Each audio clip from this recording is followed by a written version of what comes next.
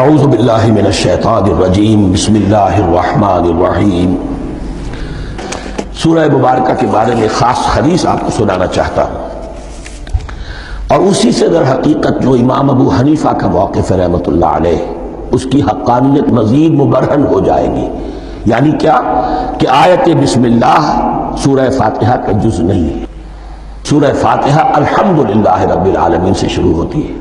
وہ میں آپ کو بتانا بھول گیا کہ جن کے نزدیک یہ سورت کا جز ہے وہ پھر جہری قرات میں بسم اللہ الرحمن بھی بلند آواز سے کہیں گے، اور جن کے نزدیک یہ سورہ فاتحہ کا جز نہیں ہے وہ نہیں کہیں گے، وہ الحمدللہ رب العالمین سے قرات کریں گے۔ تو کوئی فرق نہیں ہے بنیادی۔ یہ حدیث جو ہے یہ مسلم شریف میں ہے اور حدیث قدسی ہے۔ اس کے راوی حضرت ابو ہریرہ ہے رضی اللہ تعالی عنہ، اور اس حدیث نے اس سورت کے مضامین کا نہایت عمدہ تجزیہ کر دیا ہے۔ حدیث کے الفاظ سن لیجئے: قسمت الصلاۃ بینی و بین عبدی نصفین۔ اللہ تعالیٰ فرما رہے ہیں، حدیث قدسی ہے، میں نے نماز کو، صلاۃ کو اپنے اور اپنے بندے کے درمیان آدھا آدھا تقسیم کر لیا۔ فنصفها لی ونصفها لعبدی، اس کا نصف جو ہے وہ میرے لیے ہے اور نصف جو ہے وہ میرے بندے کے لیے ہے۔ وَلِعَبْدِي مَا سَأَلَ، اور جو میرے بندے نے مانگا میں اسے دوں گا، میرا وعدہ ہے یا میں نے اسے دیا۔ اس کے بعد اس کی تفصیل آتی ہے۔ اذا قال العبد، جب بندہ کہتا ہے الحمدللہ رب العالمین، قال اللہ حمدنی عبدی، جب بندہ کہتا ہے الحمدللہ رب العالمین، اللہ فرماتا ہے میرے بندے نے میری حمد کی۔ وَإِذَا قَالَ الرَّحْمَنُ الرَّحِيمُ قَالَ اللَّهُ اثْنَى عَلَيَّ عَبْدِي، جب بندہ کہتا ہے الرحمن الرحیم، اللہ فرماتا ہے میرے بندے نے میری ثنا کی۔ وَإِذَا قَالَ مَالِكَ يَوْمِ الدِّينِ قَالَ اللَّهُ تَعَالَى مَجَّدَنِي عَبْدِي، میرے بندے نے میری تمجید بیان کی، میری بزرگی بیان کی۔ اب یہ تین آیتیں ہو گئیں، تینوں میں اللہ کی حمد ہے، ثنا ہے، تمجید ہے۔ یہ تین آیتیں خالص اللہ کے لیے ہو گئی۔ اب چوتھی آیت آئی، ایاک نعبد و ایاک نستعین۔ اس کے بارے میں جب بندہ کہتا ہے اذا قال العبد ایاک نعبد و ایاک نستعین، قال اللہ تعالی ھذا ما بینی و بین عبدی وَلِعَبْدِي مَا سَأَلَ، یہ میرے اور میرے بندے کے درمیان ہے۔ یہ تو یوں سمجھئے یہ گرہ لگ گئی ہے میرے اور میرے بندے کے مابین۔ اس نے مجھ سے قول و قرار کیا ہے، اس نے میری بندگی کا اعتراف کیا ہے، اس نے تسلیم کیا ہے کہ میری ہی بندگی کرتا ہے اور کرے گا، اور مجھ سے مدد چاہیے ہے۔ ھذا ما بینی و بین عبدی، یہ معاہدہ ہے، معاہدہ دو فریقوں کے مابین ہوتا، یہ میرے اور میرے بندے کے مابین ہے۔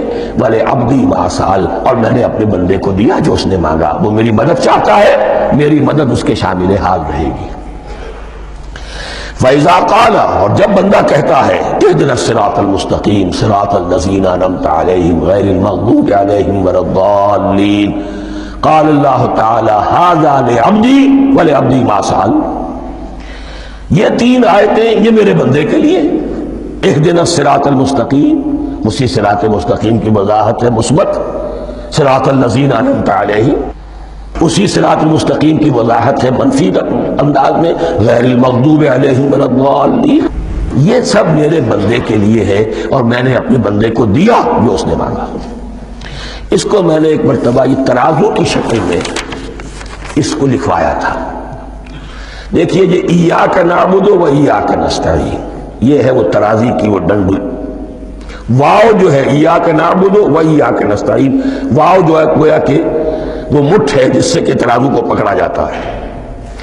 ادھر ایک پلڑا ہے جس کی تین آیتیں ہیں، الحمدللہ رب العالمین الرحمن الرحیم مالک یوم الدین۔ اس کا نتیجہ کیا نکلا؟ ایاک نعبد۔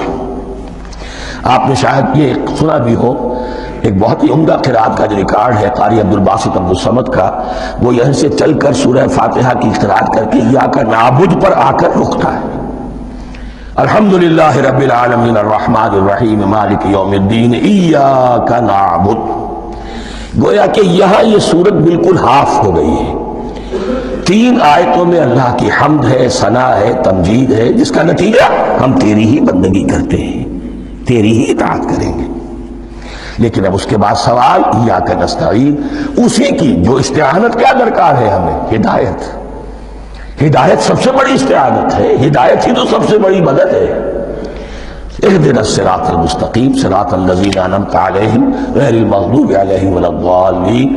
یہ ایاک نستعین کے حکم کے ساتھ یہ 3 آیتیں آ گئیں. اهدنا الصراط المستقیم صراط الذین انعمت علیہم غیر المغضوب علیہم ولا الضالین.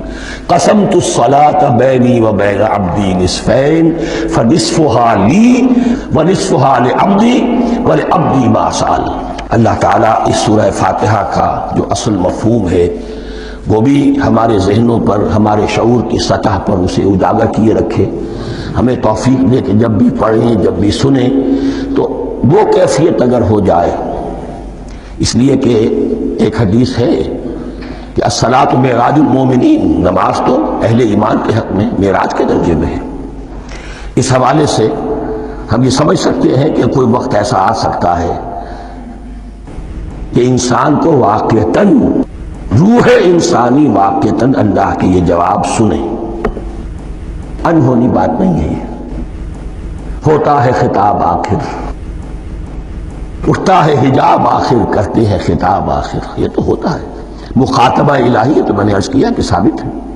مخاطبہ، محادث اور تحدیث، اللہ بندوں سے کلام کرتا ہے.